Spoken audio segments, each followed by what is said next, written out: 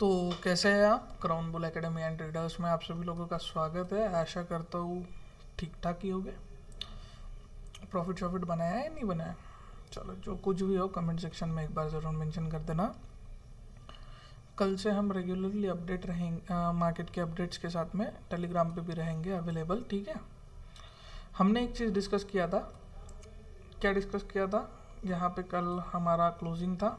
हमने ये डिस्कस किया था 26,000 के ऊपर ही प्लान करेंगे और 25,930 के नीचे प्लान करेंगे। 26,000 के ऊपर 26,060 का हर्डल है। अब मार्केट जो है वो हर्डल जोन को ब्रेक करके ही ऊपर निकला है। 26,060 को ब्रेक किया। 26,100 का पहला मूव, सेकंड जो है 150 का और तीसरा 180 का। 150 के ऊपर 180 जब तक के ब्रेक ना करे तब तक के बड़े प्लान्स के साथ में मत चलना। यही कल का बोलना था।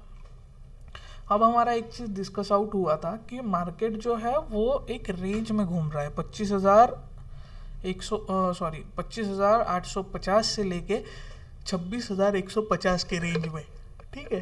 अब मार्केट ने 26,150 का रेंज का ब्रेक तो दे दिया, रेंज ब्रेक भी किया, मार्केट ऊपर में सस्टेन भी रहा, फिर भी प्रीमियम्स में मूव क्यों नहीं आए? प्रीमियम्स में मूव ना आने के पीछे सबसे बड़ा रीज़न है इंडिया विक्स। अब इंडिया विक्स माने क्या?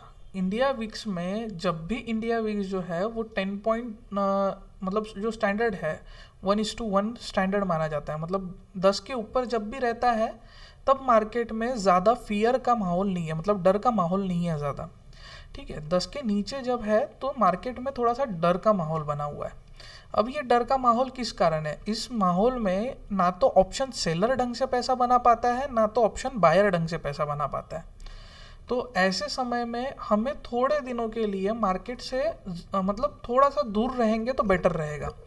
अब सिचुएशन ऐसी है कि आप अगर मार्केट में इस टाइम में अगर मार्केट में अवेलेबल रहोगे और ऐसे टाइम में अगर कुछ प्रॉब्लमेटिक सिचुएशन, मतलब मूवमेंट काफ़ी कम आएंगे, स्टेडी मूवमेंट आएंगे और स्लो आएंगे, जिसमें ना ढंग से आप पैसा बना पाओगे, ना ढंग से समझ लीजिए ऑप्शन सेलर पैसा बना पाता है, ना ऑप्शन बायर पैसा बना पाता है।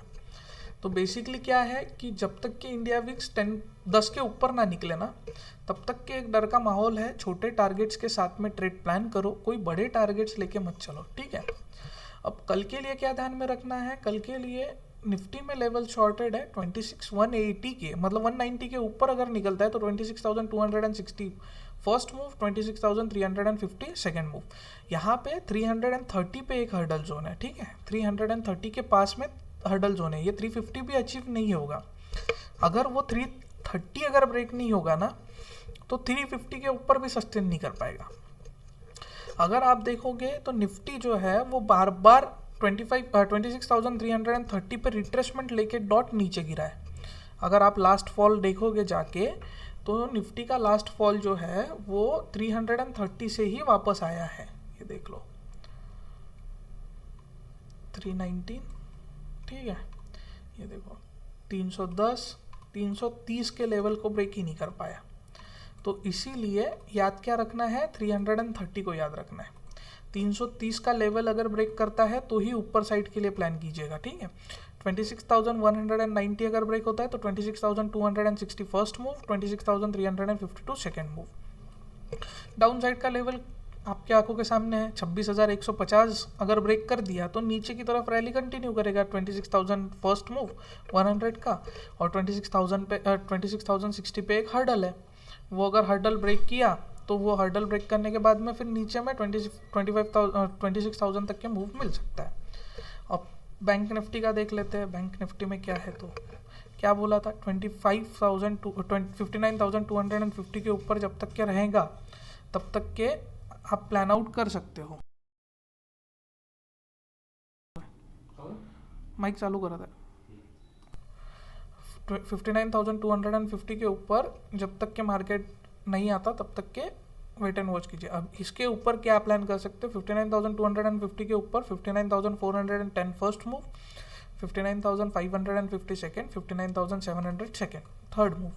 डाउन साइड के लिए 59,250 अगर ब्रेक होता है तो 59,100 तक के पहला मूव आएगा, 58,880 का सेकेंड मूव। माझी गाडीची चावी दिल्ली का हर्षलला मागतेला 58,880 का सेकेंड मूव, 58,600 का थर्ड मूव।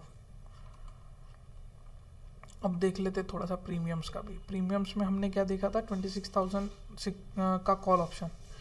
देखो अभी क्या हुआ, 115 के ऊपर फर्स्ट मूव, 142 का 182 का सेकेंड मूव। अब क्या हुआ, 142 पे रिट्रेसमेंट, अभी इसके ऊपर ही तो ओपन किया, 142 का फर्स्ट मूव, रिट्रेसमेंट आया और उसके बाद में 181 तक के रैली कंटिन्यू किया। ठीक है, बेशक ज़्यादा बड़ी रैली नहीं मिली पर 20-25 पॉइंट का मूवमेंट इसने भी दे दिया। और ये 950 का कॉल ऑप्शन, इसमें क्या ही बोलूँ। पुट ऑप्शन तो अपना ज़ीरो की तरफ हो गया। ठीक है, मैंने बोला भी था कि 95 के नीचे अगर निकलता है तो ये ज़ीरो की तरफ ही रहेगा। जब तक के 25 के ऊपर है तब तक के वेट एंड वॉच कीजिएगा, अदरवाइज अवॉइड कीजिएगा। कल भैया है एक्सपायरी, कल एक्सपायरी होने के कारण थोड़ा सा संभल के अपने को ट्रेड करना है। ठीक है, तो हम कल थोड़ा सा मतलब जिस तरीके से हमारा चल रहा है उस तरीके से हम देखेंगे कि जितना डीप इन द मनी हम देखेंगे उतना ही अच्छा है अपने लिए। ठीक है, तो उसी को ट्राई आउट करते हैं। 23 तारीख है कल की, और कल अब इंडिया विक्स लो होने के कारण प्रीमियम भी उसके 50 रुपये में मिल रहे हैं। ठीक है, तो एक मिनट, पुट साइड के प्रीमियम्स में कुछ भी नहीं बचा हुआ है यार। पुट साइड के प्रीमियम में 10 साढ़े 10 बजे के बाद में ही कुछ ना कुछ मिल सकता है अपने को, ज़्यादा उम्मीद ही नहीं है पुट साइड के प्रीमियम्स में 10 बजे के पहले तक के।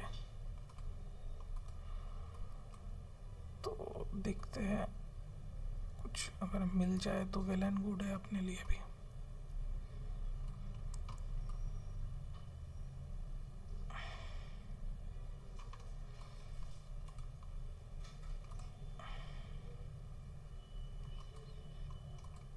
साइड के प्रीमियम में ज़्यादा कुछ ही नहीं बचा है, थोड़ा सा अपन तो भी फाइंड आउट करेंगे, जितना कुछ हो सकता है उतना।